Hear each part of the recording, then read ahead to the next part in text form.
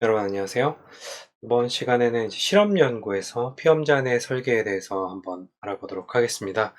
피험자 내 설계는 이제 우리가 앞서 배운 피험자 간 설계보다 조금 더 복잡하고 어려운 내용들이 있긴 한데 또 막상 또 듣다 보면 뭐 그렇게 어렵진 않아요. 저만 저도 이 피험자 내 설계를 이해하는데 굉장히 오랜 시간이 걸렸어요. 굉장히 어려운 부분이라는 거 미리 말씀드리고 시작하도록 하겠습니다. 일단 피험자 내 설계는 우리가 이제 반복 측정 설계라고도 이야기를 해요. 반복 측정 설계라는 건 어떤 그 자극 혹은 독립 변수가 반복적으로 제시되는 상황이 있기 때문에 이제 반복 측정 설계라고 이야기를 하고 일단 이제 피험자 내 설계에는 각 피험자가 실험의 모든 조건에 참여하는 거예요. 그러니까 우리가 아까 그 이전 시간에 피험자 간 설계에서 뭐 카페인이 뭐 10ml, 20ml, 30ml, 40ml 뭐 이런 식으로 있을 때 특정한 집단 A 집단, B 집단, C 집단이 이제 얘는 10ml, 얘는 30ml, 얘는 50ml 뭐 이런 식으로 독립적으로 제시가 됐었잖아요. 근데 이제 요 피험자 내 설계는 모든 사람들이 어떻게 10ml, 30ml, 50ml를 다 이제 제공을 받는 거예요. 네, 물론 이제 요 피험자 내 설계랑 피험자 간 설계는 우리가 사용하는 독립 변수가 어떤 특성을 가졌느냐에 따라서 이 설계를 사용하는 상황이 달라집니다. 그러니까 모든 상황에서 이제 뭐 피험자 내 설계랑 피험자 간 설계를 갖다가 할 수가 없어요. 자, 아무튼 그러니까 뭐 간단히 얘기하자면 어떤 처치를 했을 때 이 실험에 참여한 사람의 상태가 완전히 변화하는 경우, 완전히 뒤바뀌어 버리는 경우에는 피험자 내설계를 할 수가 없어요. 조금 바뀌거나 뭐 이럴 때는 피험자 내설계를 할 수가 있는데 완전히 바뀌어 버리는 경우에는 이제 피험자 내설계를 갖다가 할 수가 없습니다. 자, 아무튼 피험자 내 설계는 피험자가 실험 조건과 통제 조건 모두에 참여하기 때문에 피험자가 자신의 통제로서 작용을 합니다. 요 내용을 갖다가 이해를 하려면은 실제로 여러분들의 피험자 내 설계로 연구를 해봐야 돼요. 그러니까 연구 방법론이든 통계든 뭐 어떻게 보면은 여러분들이 한번 설계를 해보고 실험을 진행을 해봐야지만 좀 이해를 할 수 있는 단점이 좀 있어요. 그러니까 글로만으로는 좀 알 수가 없다는 어려움이 있습니다. 그러기 위해서는 여러분들이 좀 실제로 이제 연구를 진행을 해보진 않아도 연구 설계는 해보면서 많은 고민을 해보고 이런 설계를 사용한 논문들을 혹은 책들을 이제 많이 읽어봐야 되겠죠. 피험자 내 설계의 특징은 피험자 간 설계보다 더 적은 참여자들을 필요로 해요. 그러니까 제가 이제 진행한 연구들 중에서는 뭐 한 피험자한테 뭐 반응을 몇백 번씩 받는 그 연구도 진행을 했었는데 우리가 이제 피험자 간 설계에서는 어떤 집단에 속한 사람들의 데이터 하나하나하나만이 이제 데이터가 되긴 하는데, 반복 측정 설계 혹은 피험자 내 설계는 한 사람에게, 한 사람에게 뭐 100번, 200번의 반응을 받을 수가 있습니다. 그러니까 여기서 이제 그 차이가 나는 게, 더 적은 참여자를 필요로 하는 건 이 뒤에 다시 또 이유가 나오긴 하겠지만, 피험자 내 설계에서는 한 사람이 반응한 수가 어떻게 보면 사례 수가 된다고 볼 수가 있어요. 반복해서 측정하는 거. 그런 특징을 가지고 있습니다. 자, 그 다음에 시간에 걸친 참여자의 행동을 변화하는 연구하는 것을 포함할 때, 반복 측정 설계라고 하는 거에 대표적인 게, 예를 들어서 어떤 내가 조사하고 싶은 것들을 시간에 따라서 타임 1, 타임 2, 타임 3, 타임 4, 뭐 이런 식으로 이제 반복해서 측정을 할 때, 조건 자체는 어떻게 보면 여기서는 시점이라는 독립 변수가 있고, 거기서 시점에서 시점에 따라서 내가 뭐 스트레스를 측정한다든지 아니면은 어떤 다른 프로그램을 배운다든지 뭐 이런 것들이 이제 프로그램에 참여한다든지 뭐 그런 식의 반복적으로 어떤 자극이나 독립 변수가 제공이 되는 거예요. 그래서 이제 반복 측정 설계라고도 이야기를 합니다.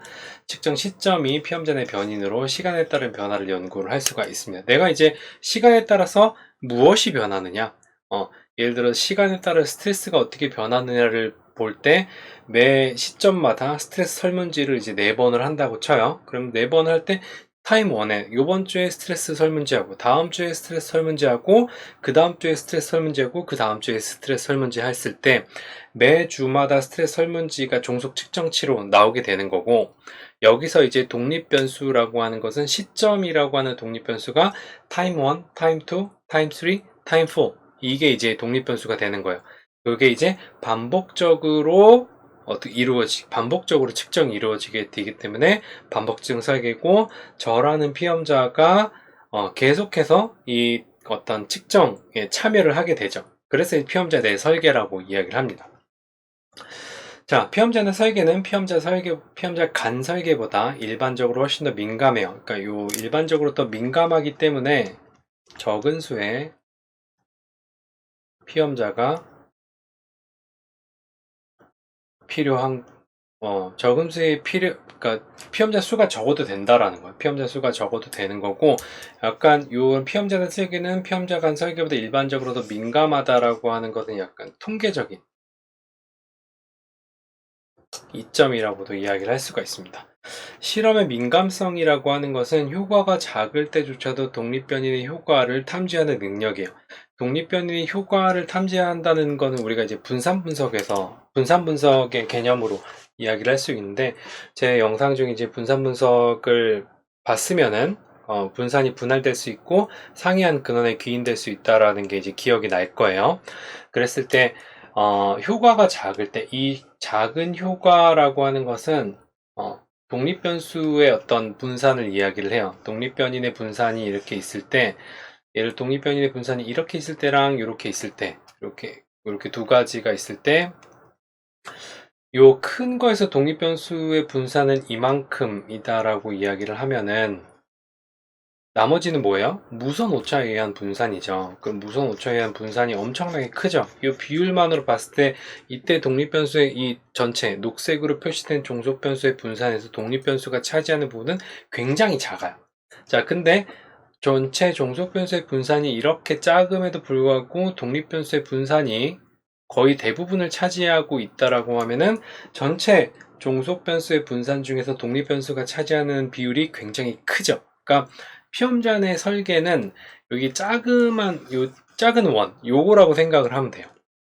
이런 특징을 가지고 있기 때문에 독립변의 효과를 탐지하는 능력이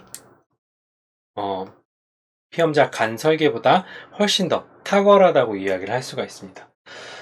그런 것들에 대해서 이제 간단히 이야기를 하자면, 실험에서 제시되는 조건 및 자극에 비슷하게 반응하지만 매 시행마다 같은 식으로 반응하진 않아요. 그러니까 여러분들이 어떤 자극을 갖다가 매번 설문지를 매일매일 한다고 했을 때도 그 설문지에 매일매일 똑같이 반응하지 않아요. 그러니까 기억력이 굉장히 좋은 학생들 같은 경우에는 어제랑 똑같이 반응해야지 그럴 수도 있긴 하겠지만, 그러면 이제 약간 우리가 이제 스크류업 이펙트죠.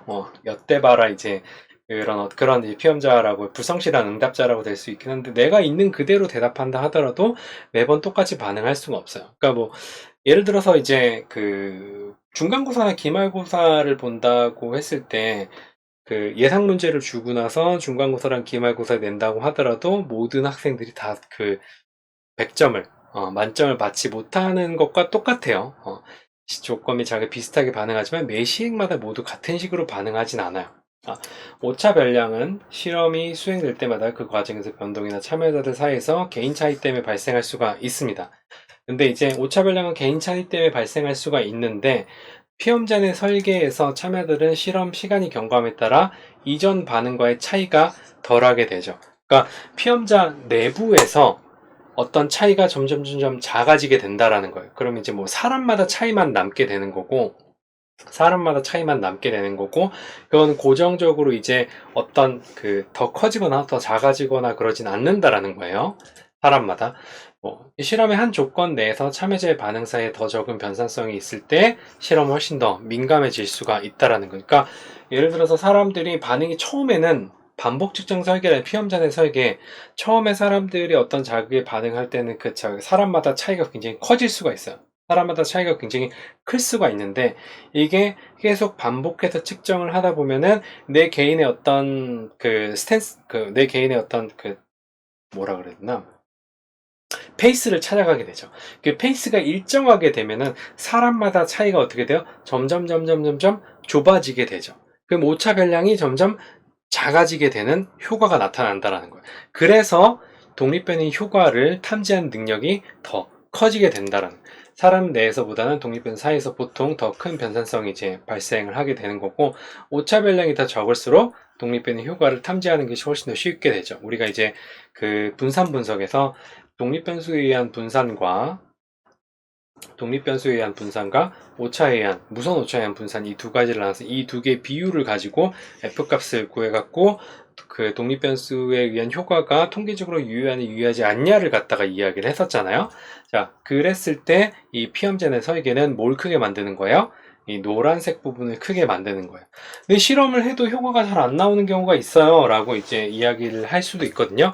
그런 경우에는 뭘 잘 못한 거냐면 통제를 잘 못했거나 독립변수를 잘 조작을 못했거나 그런 경우에요. 아니면 이제 혼입되는 변인들을 제대로 통제 못했을 경우에 그런 효과가 나오게 되는 거죠. 그러니까 여러분들이 피험제의 설계는 어떻게 보면 독립변수의 효과를 좀 더 민감하게 잡아낼 수 있는 설계라고 이야기를 하기 때문에, 그럼 피험제의 설계하면 실험 다 성공하겠네요, 뭐 이렇게 생각할 수도 있어요. 근데 그것보다는 더 중요한 거는 독립변수를 어떻게 잘 조작하느냐, 그게 훨씬 더 중요해요. 독립변수를 잘 조작했고 잘 설정을 했고 통제변도 잘 통제를 했을 때 피험자 내 설계는 피험자 간 설계보다 훨씬 더 민감하게 독립변인의 효과를 찾아낼 수가, 탐지할 수가 있다는 겁니다. 어쨌든 뭐 모든 게 다 잘 갖춰졌을 때 다른 것보다 훨씬 더 월등한 성능을 나타낸다라고 이야기를 할 수가 있어요. 피험자 내 설계가 만능이라는 건 아니에요. 자, 근데 이제 이 피험전의 설계는 어떤 문제를 가지고 있는데, 그 문제가 뭐냐면 연습효과라고 하는 문제가 있습니다. 연습효과, 학습효과, 이월효과, 여러 가지 이제 용어로 설명이 돼요. 다 똑같은 얘기예요. 책마다 조금 다르게 설명할 수도 있긴 한데, 어쨌든 연습효과, 학습효과, 이월효과 비슷한 거랑 다 비슷한 거라고 생각하면 됩니다. 참여자들이 반복해서 검사의 대상이 되기 때문에 실험하는 동안 변화를 겪을 수가 있습니다. 그러니까 예를 들어서 여러분들이 그 토익 공부를 한다고 했을 때 토익 점수를 가장 잘 올릴 수 있는, 학원에 안 다니고 토익 점수를 가장 잘 올릴 수 있는 방법은 기출문제하고 예상문제 혹은 그 모의고사 있잖아요. 모의고사를 매주 하나씩 풀면은 언젠간 토익 점수를 잘 받을 수가 있어요. 학원 안 가고도. 물론 이제 문제집 값이 많이 나가겠죠. 그러니까 그게 이제 반복해서 풀게 되면은 점수가 점점 올라가게 되고 내 영어 실력이라고 는 토익 실력이죠. 토익 시험 실력이 점점 올라갈 수 있고, 그게 이제 연습 효과라고 이야기할 수가 있어요. 여러분들이 영어 논문을 언제 처음 봤을지는 학교마다 좀 다를 수도 있긴 하겠지만 전공마다 좀 다르고, 대부분 대학원에 들어가게 되면은 영어 논문을 처음 보게 될 거예요. 처음에 영어 논문을 보면은 굉장히 어려운데 시간이 지나면서 영어 논문 보는 게 편해진다라기보다는 속도가 좀 빨라져요. 속도가 빨라지게, 그게 연습 효과 때문에 그런 거예요.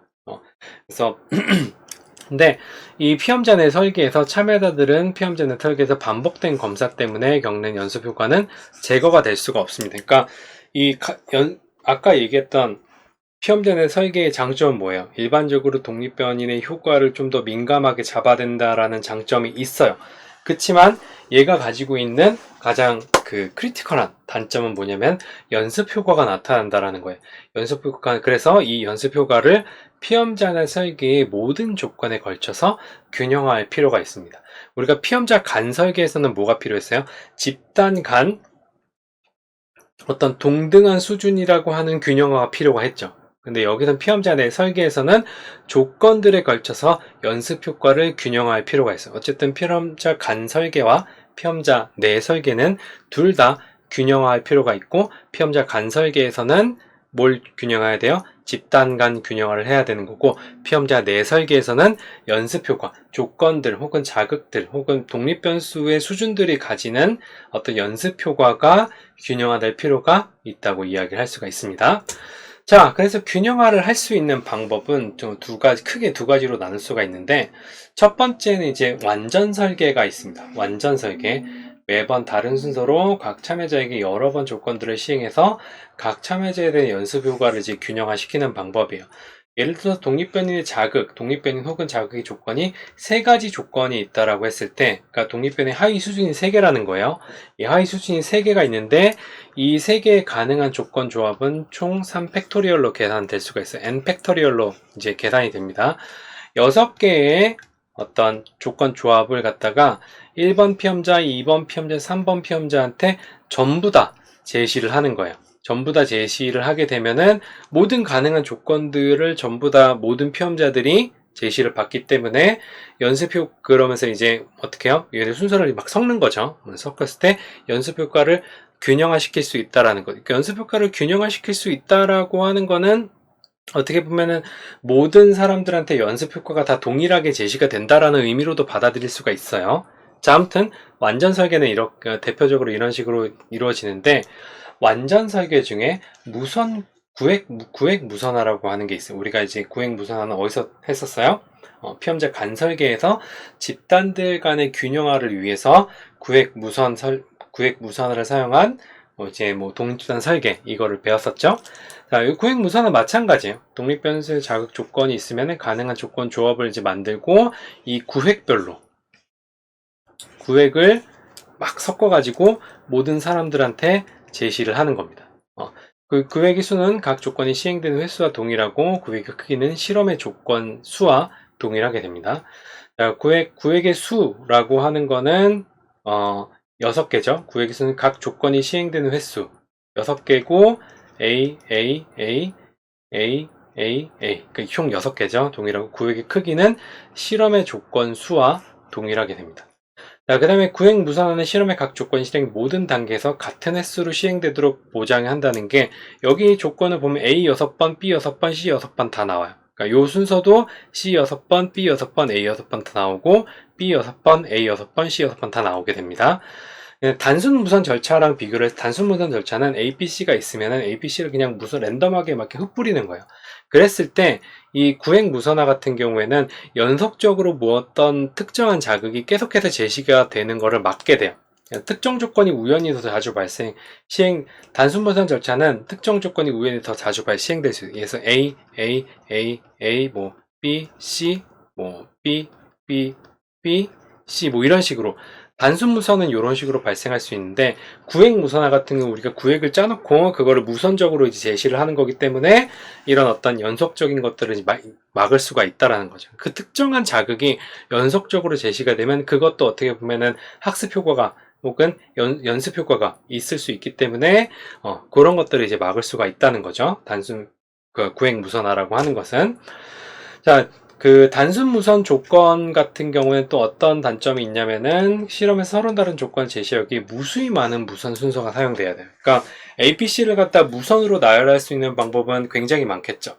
그만큼 더 많은 피험자가 필요하고, 얘네들 갖다가 모든 조건들을 다 시행을 해보기 위해서는 굉장히 많은 어떤 순서 같은 것들이 필요하다는 거죠.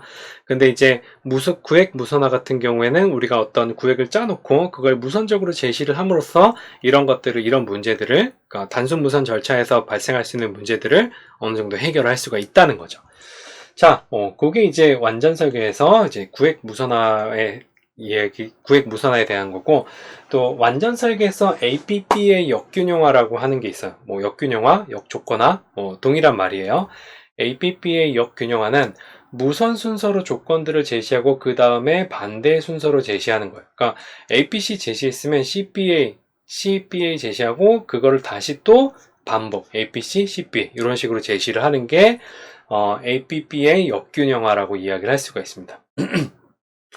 자, 그래서 이제 요거는 그 짝수로 반복하는 것이 필요하고, 근데 요건 이제 기대 효과가 발생하는 경우에는 이 APP의 역균형화를 갖다가 사용을 할 수가 없어요. 그러니까 왜냐하면 순서가 일관되게 제시가 되기 때문에 APP의 역균형화는 기대 효과가 발생하는 어떤 조건 독립 변수가 있으면은 APP의 역균형화는 사용할 수가 없습니다. 그건 이제 우리가 언제 기대 효과를 피하기 위해 일반적으로 조건의 수와 각 조건의 반복수가 상대적으로 작을 때만 APP의 역조건화가 사용될 수가 있습니다. 그게 이제 ABB의 역근형고 완전 설계에서 이제 사용하는 방법입니다. 근데 이제 이 완전 설계보다는 일반적으로 불완전 설계가 조금 더 많이 사용이 되는데, 그 뭐 자극에 제시되는 조건의 수가 뭐 많거나 뭐 그런 경우가 있기 때문에 불완전 설계가 어떻게 보면 좀 더 종종 사용이 됩니다. 각 조건에서 각 참여자에게 단지 한 번만 시행이 되는 거예요. 가능한 조건이 아까 이제 6개가 있죠? 그러면 이제 요거 하나만 여기 제시하고 요거 하나만 여기 제시하고 요거 하나만 여기 제시하는 거예요. 그런 식으로 이제 하게 되면은 각 조건들이 참여자들 간의 다양화가 되는 거죠. 그 불완전 설계는 그 중에서 이 불완전 설계 같은 경우에는 뭐 각 참여자가 한 번만 독립변의 처치를 받기 때문에 이런 문제들이 발생을 하게 돼요. 이런 문제들을 좀 해결하기 위해서 어떤 방법들이 사용이 되냐면은 여러분들이 요거는 쭉 한번 읽어보세요. 조금 읽어보고 어떤 게 사용이 되냐면 모든 가능한 순서라고 하는 불완전 설계가 있어요. 그러니까 모든 가능한 순서라고 하면 왠지 완전 설계 같은 그 느낌이 들긴 하는데 모든 조건들 가능한 순서를 모든 피험자들한테 다 사용하는 거예요. 대신에 이제 이 방법을 사용하려면은 어떻게 해야 되냐면 가능한 조건 조합의 n배만큼 사례수가 필요한 거죠. 예를 들어서 지금 여기는 가능한 조건 조합이 6개잖아요. 이 6개의 조건에 가능한 모든 순서의 불완전 설계를 하기 위해서는 6개 배수의 사례수가 필요한 거예요. 그러니까 총 12명의 사람들한테 이 가능한 조건 조합을 전부 다 제시를 하게 되는 거죠. 적어도 한 명의 참여자는 각 조건들의 가능한 순서로 검사되는 것이 필수이긴 한데 이렇게 그냥 한 번만 하게 되면은 앞에서 나타난 문제들이 그냥 동일하게 발생을 하게 되는 거예요. 그래서 불완전 설계 이러한 문제를 해결하기 위해서 우리는 조금 더 수학적인 방법을 사용해 갖고 이 불완전 설계를 하게 됩니다. 이건 제가 좋아하는 방식이에요. 라틴 반격이라고 해서 선택된 순서라고 하는 불완전 설계예요. 되게 복잡해 보이긴 하지만 물론 복잡해요. 이해하는 것도 조금 시간이 좀 걸리긴 합니다. 요 선택된 순서의 수는 실험 조건의 수의 배수와 항상 동일하고 라틴 반격이 대표적인 선택된 순서 방법이에요. 라틴 반격 생성 공식은 1, 2, n은 이제 어떤 조건의 수, 독립변수의 하위 수준의 수가 이제 n이 되는 거고, 예를 들어서 이제 5면은 1, 2, 5, 3, 4, 그 다음에 이제 이렇게 끊기는 거죠. 끊기게 되는 거고, 다시 또 이제 뒤에 번호로 계속 이제 가게 되는 겁니다. 자, 그랬을 때, 요걸 갖다가 표로 만들면은 요 밑에 있는 표처럼 이제 볼 수가 있는 거고, 실제 사례를 통해서 한번 볼게요. 4개의 짝수 조건의 경우, 그러니까 이게 라틴 반격이 짝수 조건의 경우랑 홀수 조건의 경우랑 좀 만드는 게 조금 달라요. 보통 이제 홀수 조건 같은 경우에는 한번 라틴 반격을 만들고 그걸 다시 한번 거꾸로 반복하는 게 이제 그 ABBA처럼 거꾸로 반복을 하는 순서가 필요한데, 일단 라틴 반격이라고 하는 것을 이해하기 위해서 가장 쉬운 짝수계 조건인 경우를 먼저 볼게요. 라틴 반격에 대해서 여러분들이 조금 더 자세히 알고 싶으면은 이제 연구 방법 책들을 보면은 라틴 반격 설계에 대해서 자세히 나와 있으니까 책을 보고 여러분들이 공부를 하시면 될 것 같아요. 자, 일단 4개의 짝수 조건 A, B, C, D라고 하는 조건이 있을 때 이거를 무선의 순서로 D, B, C, D, B, A 순서로 늘어놓게 돼요. 그래서 늘어놓고 이거 갖다가 첫 번째, 두 번째, 세 번째, 네 번째라고 이제 정의를 내려요. 첫 번째, 두 번째, 세 번째, 네 번째라고 정의를 내렸을 때, 자, 여기 우리가 앞에서 봤던 4개의 조건이 있기 때문에 네 번째까지만 표를 떼갖고 와가지고 첫 번째 조건 세트는 1이니까 C가 들어가겠죠. C가 들어가고 그 다음에 두 번째는 2니까 D가 들어가겠죠. D가 들어가고 세 번째는 N이라고 되어 있으니까 우리가 4개의 조건을 갖다가 사용했죠. 그럼 4번이 A가 들어가고 그 다음에 마지막에는 3이죠. 3이니까 B가 들어가게 돼요. 그래서 이게 첫 번째 조건 세트가 완성이 됩니다. 첫 번째 조건 세트가 이제 완성이 되고 그리고 두 번째 조건이 여기다가 1씩 더하는 거죠. 2에서 1을 더하면 여긴 2가 되고 3이 되고 1이 되고 4가 되는 거예요. 그럼 2는 뭐예요? D죠. 2는 D가 되는 거고 그 다음에 3은 색깔이 좀 헷갈리니까 여긴 2고 3이고 1이고 4가 되는 거예요. 2는 뭐예요? D가 되니까 두 번째는 여기 D가 들어가겠죠. 그 다음에 3은 B죠. 그 다음에 그래서 B가 들어가게 되는 거고 1은 C니까 그 다음에 여기 C가 들어가게 되는 거고 마지막에 4는 A니까 여기 A가 들어가는 거예요. 이런 식으로 다시 또 1을 또 더해요. 여기서 또 1 더하고 1 더하고 계속 더해가지고 반복된 순서대로 이제 그거 나타나게 되는데 여기서 조건이 4개의 조건이 4개의 조건이 나오기 때문에 네 번째 조건 세트까지 만들어지고 다섯 번째부터는 다시 또 이제 요 순서대로 계속 반복이 돼요. 한 바퀴를 도는 거니까. 그랬을 때 이 라틴 반격의 특징이 뭐냐면은 하나의 반격이 완성될 때까지, 그러니까 요 하나의 반격이라고 하는 거는 이렇게 큰 4개, 네 번째 조건 세트까지 완성될 때까지 연속되는 조합이 발생되지 않고 CAAC 순서의 균형화가 이루어져요. 그러니까 여기 보면은 CAA가 있죠? 그럼 여기 AC가 이렇게 있습니다. 이런 식으로 이제 균형화가 이루어지고, 뭐 마지막에 다시 새로운 새로운 순서가 만들어집니다. CD가 있으면은 다시 여기 연속되는 조합이 발생되지 않는다라는 게 뭐냐면은 여기 지금 CD가 있죠. C하고 D가 있으면은 찾아보세요. CD가 나오는지 안 나오는지. CD가 안 나와요. 그러니까 그런 식으로 이제 연습 효과라든지 순서 같은 것들을 전부 다 이제 고려해가지고 똑같은 게 안 나오고 이게 서로 뒤바뀐 균형화된 순서도 나오고 뭐 그런 균형화 방법이 선택된 순서로서 라틴 반격 설계라고 이야기를 할 수가 있습니다. 제가 굉장히 좋아하는 방식이에요, 요게. 자, 그래서 이제 라틴 반격 같은 경우에 좀 특이한 점이 있는데 뭘 해야 되냐면은 조건 세트의 무작위로 연구 참여자를 이제 할당을 하게 돼요. 근데 여기서 방형 유일성 검증을 합니다. 요 방형이 어떤 독특한 특징을 가지고 있는지를 검증을 하는 게 방형 유일성 검증인데, 예를 들어서 이제 여기 첫 번째 조건 세트랑 두 번째 세트, 세 번째 세트, 네 번째 세트가 있어요. 그러니까 요게 이제 하나의 세트가 되는 건데, 이거를 제시받은 사람들이 있겠죠. 피험자 중에서 이거를 제시받은 사람들이 있겠고, 이 첫 번째 세트랑 두 번째 세트랑 세 번째 세트랑 네 번째 세트가 가지고 있는 어떤 특성이 있을 수도 있겠죠. 그쵸? 얘네들 C, D, A, B가 가지고 있는 어떤 특성이 있을 수도 있는데, 이 특성이 종속 변수의 차이를 만드는지 안 만드는지를 확인을 해야 돼요. 뭐 어떻게 보면은 요 순간에는 피험자 간 설계 분석을 하게 될 수도 있겠죠. 그러니까 예를 들어서 이제 제가 예전에 실험을 했던 거는 정서를 유발하는 사진 자극이 있어요. 그 사진 자극을 갖다가 굉장히 많고 이걸 갖다가 이제 무선으로 제시를 하기가 조금 번거롭고 어렵기 때문에 불완전 설계에서 라틴 반격 설계로 자극 세트를 만들어 놨어요. 그러니까 총 6개 세트를 만들어 놓고 피험자가 올 때마다 랜덤으로 너는 A 세트, 너는 B 세트, 너는 C 세트 이런 식으로 이제 계속 이제 랜덤하게 제시를 다 했죠.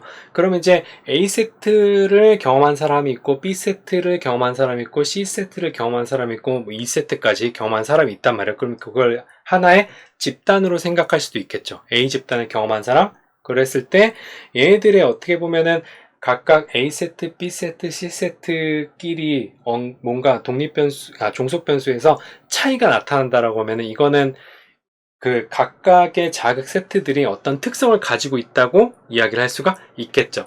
근데 이 피험제 내 설계에서는, 그러니까 여기 라틴 반격에서는 이 라틴 반격으로 만들어진 이 세트들끼리 차이가 있으면 돼요, 안 돼요?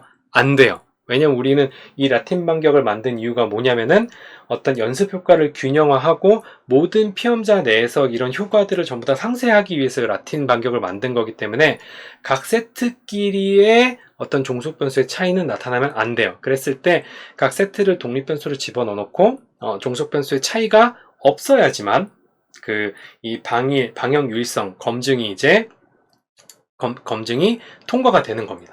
방향에 따라 차이가 나타날 경우 특정한 순서에 의한 효과가 나타났다고 볼 수 있기 때문에 어떻게 해야 돼요? 새로운 반격을 만들거나 아니면 처음부터 피험자의 설계를 피해서 실험을 해야 되겠죠. 그럼 이제 실험 처음부터 다시 해야 되는 거예요. 그러니까 피험자의 설계가 어떤 효과를 잘 나타낼 수도 있긴 하지만 연습 효과라든지 이런 2월 효과, 뭐 학습 효과 이런 문제들이 있기 때문에 실험을 갖다 처음부터 다시 해야 되는 이제 위험에 처하게 되는 거죠. 그러니까 어려워요. 그럼에도 불구하고, 그러니까 민감한 어떤 그 독립변수의 효과를 민감하게 잡아낼 수 있다는 장점이 있기도 하지만 이런 문제들이 있습니다. 그게 이제 나한테는 안 나타나겠지라고 하겠지만 제가 이제 그 라틴 반격을 사용을 한 게 한 2번 정도밖에 안 돼서 모든 상황에서 이제 그 방역 유의성 검증이 이제 통과가 된다라고는 말할 수는 없지만 이게 나올 수도 있어요. 저는 경험해보진 못했는데 나올 수도 있어요. 여러분들이 했을 때는. 자, 아무튼 요게 이제 불완전 설계에서 선택된 순서라고 하는 라틴 방역 설계가 있고, 그 다음으로 회전하는 무선의 시작 순서. 이렇게 그 설계 이름이 구려 뭔가 구구절절하게 이야기를 하는 느낌이에요. 아무튼 회전하는 무선의 시작 순서는 무작위 순서를 가지고 시작을 해요. 그러니까 맨 처음에 A, B, C, D, E라고 하는 독립변수의 조건이 있다면 이걸 랜덤으로 제시를 해놓고 그 다음번 순서에는 얘를 뒤로, 다음번 얘를 뒤로, 얘를 뒤로, 얘를 뒤로 이런 식으로 하나씩 밀어가지고 무슨 회전 초밥집에서 하나씩 집어가는 것처럼 이런 식으로 이제 그 순서를 만드는 거예요. 요 경우에는 회전하는 무선의 시작 순서 기술의 단순성과 4개 이상의 조건을 가진 실험에서 유용한데 라틴 반격이랑 좀 비슷하긴 하죠. 비슷하긴 한데 라틴 반격과 달리 이거는 이제 연속된 것들이 계속 나올 수가 있겠죠. 그것들이 이제 어떤 영향을 미칠 수가 있을 수도 있는 거죠. 그러니까 예를 들면은 CD 여기서 나오고 CD 여기서 나오고 다른 색깔로 할게요. CD 여기서 나오고 CD 여기서 나오고 CD 여기서 나오고 CD 여기서 나와요. 그러니까 이렇게 이제 연속되는 것들이 나오기 때문에 뭐 CDB까지라면 CDB 여기서 나오고 CDB 여기서 CDB 여기서 나오고 그러니까 이렇게 연속된 것들이 나오기 때문에 어떻게 보면 연속된 순서에 의한 연습 효과가 있을 수도 있겠죠. 학습 효과가 있을 수도 있을 거고 이월 효과가 있을 수도 있어요. 그래서 회전하는 여기서 얘기했던 불완전 설계라든지 설계 방법은 연습법과 균형하는 여러 가지 방법은 어떤 조건의 특성이 여러분들이 사용하는 독립변수의 특성이 어떠냐 얼만큼 제시를 하느냐에 따라서 달라져요. 그러니까 사용처가 약간 좀 정해져 있어요. 언제 사용해야 된다라는 게. 자, 그게 이제 연습 효과를 균형하는 방법을 갖다가 이제 마지막으로 정리를 해서 이야기를 하면은 모든 가능한 순서, 라틴 반격, 회전은 무선 시작 순서는 각 조건의 서열 위치에 동일하게 자주 나오도록 보장 가능하고 연습 효과를 균형하는 동일하게 효과적이에요. 여러 각각의 특성들이 있긴 하지만 언제 이런 방법들을 사용해야 되냐를 보면은 참여자에게 몇 번 노출되는가의 질문을 시작으로 예를 들어 2번 이상 노출된다라고 하면은 완전 설계를 해야 돼요. 그러니까 한 번만 노출된다는 거는 불완전 설계를 해야 되는 거고 기대 효과라는 거, 그러니까 연구자가 2번 이상 반복되기 때문에 이거 다음에 뭐가 나오겠다라는 기대 효과가 발생할 가능성이 있으면은 구획 무선을 사용해야 되고 없으면 APP의 역균형화를 사용합니다. 자, 4개 이하의 조건이 있을 때 4개 이하의 조건이 있으면은 가능한 모든 순서를 하고 4개 이하가 아니라 더 많은 조건이 있을 때는 선택된 순서, 그러니까 라틴 반격 설계를 사용을 하게 되는 거예요. 그러니까 여러분들이 피험자내 설계를 하고 이 피험자내 설계에서 여러분들이 어떤 그 그러니까 조작하고자 하는 독립 변수가 성격이 어떻는지를 그 도식을 가지고 내가 만약에 독립된 수준이 그러니까 2개 이상이다. 그럼 그러니까 독립의 수준이 참여자한테 몇 번 제공이 되냐? 2번 이상 제공되는데 그럼 완전 설계를 해야 돼요. 근데 이 2번 이상 제공이 됐을 때 뭔가 연구 참여자가 어떤 자극이 나왔을 때 그 다음에 어떤 자극이 나올 것이라는 걸 기대를 하게 된다. 기대 효과가 발생할 가능성이 있는가? 있을 것 같아. 그러면은 구획 무선을 사용해서 이 피험자의 설계를 균형화를 해야 된다라는 거죠. 그러니까 요 방식으로 이제 여러분들이 쭉쭉 나가게 되면은 연습 효과를 균형화하는 여러 방법들을 갖다가 여러분들 연구에 맞춰가지고 그 사용을 할 수가 있습니다. 피험자 간 설계보다 조금 복잡하고 어렵게 느껴질 수가 있어요. 그리고 피험자 내 설계는 연구 설계뿐만 아니라 실제로 통계 분석하는 것도 조금 복잡해요. 그러니까 그 반복 측정 분산 분석 챕터를 보면은 여러분들이 그게 굉장히 코딩하는 것도 굉장히 어렵다라는 걸 생각할 수가 있는데 아무튼 여러분들이 실험 설계를 할 때 요런 방식으로 설계를 하고 요런 방식으로 균형을 한다면은 뭐 그러니까 외생변이 아니라 그 혼입변인 같은 것들을 적절히 통제하고 이 피험자는 설계에서 가장 그 중요한 문제인 연습 효과를 이런 방식으로 균형할 수 있다고 이야기할 수 있습니다. 좀 어려운 내용이라서 이해가 잘 안 될 수도 있을 수도 있겠지만 반복해서 보고 뭐 궁금한 이제 연구 방법론과 관련된 여러 서적들을 보면서 여러분들이 공부를 한다면은 좀 더 편하게 이해를 할 수가 있을 거라고 생각을 합니다. 어려운 내용 듣느라고 고생 많았고 그 피험자의 설계는 이 정도에서 마무리하도록 하겠습니다. 수고하셨습니다. 다음 시간에 뵐게요.